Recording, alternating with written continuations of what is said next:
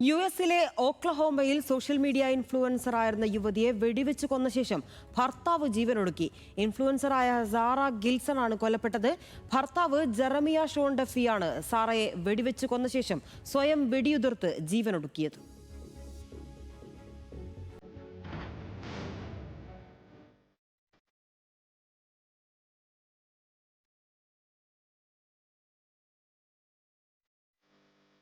യുഎസിലെ ഒക്ലഹോമയിൽ വ്യാഴാഴ്ച രാത്രി 11:15 നാടിനെ ഞെട്ടിച്ച ദാരുണ സംഭവമുണ്ടായത്.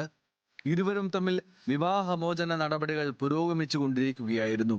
ഇതിന്റെ ഭാഗമായി ദമ്പതികൾ കുറച്ചുകാലമായി അകന്നു താമസിക്കുകയാണ്.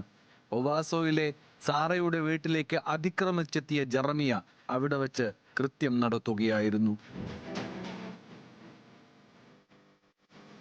സംഭവ സമയം വീട്ടിലുണ്ടായിരുന്ന കുട്ടിയാണ് ഉടൻ തന്നെ എമർജൻസി നമ്പറിൽ വിളിച്ച് പോലീസിനെ വിവരം അറിയിച്ചത്. തുടർന്ന് സ്ഥലത്തെത്തിയ പോലീസ് നടത്തിയ പരിശോധനയിൽ ഇരുവരെയും വെടിയേറ്റു മരിച്ച നിലയിൽ കണ്ടെത്തി. സംഭവത്തിൽ പോലീസ് വിശദമായ അന്വേഷണം ആരംഭിച്ചിട്ടുണ്ട്.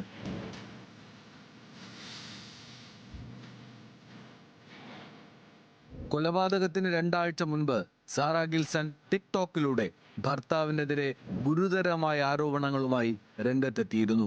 ഭർത്താവ് കുട്ടികളെ ലൈംഗികമായോഗം ചെയ്യുന്നയാളാണെന്ന് താൻ തിരിച്ചറിഞ്ഞു എന്നായിരുന്നു സാറ വീഡിയോയിൽ പറഞ്ഞത്. ഇതുമായി ബന്ധപ്പെട്ട് മുൻപും നിയമ പോരാട്ടങ്ങൾ നടന്നിട്ടുണ്ട്.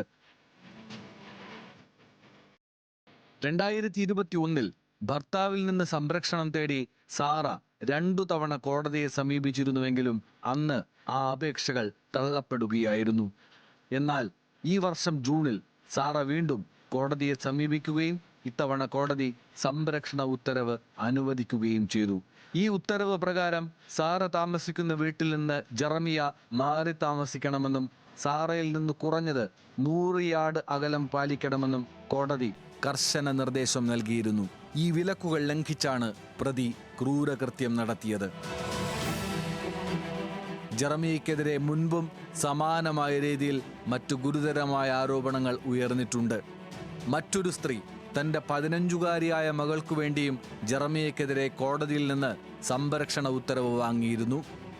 ജെറമിയ പരിശീലകനായി പ്രവർത്തിച്ചിരുന്ന ബാസ്കറ്റ്ബോൾ ടീമിലെ വിദ്യാർത്ഥിനിയോട് ഇയാൾ മോശമായി പെരുമാറിയെന്ന ആരോപണമാണ് പരാതിയിൽ ഉണ്ടായിരുന്നത്.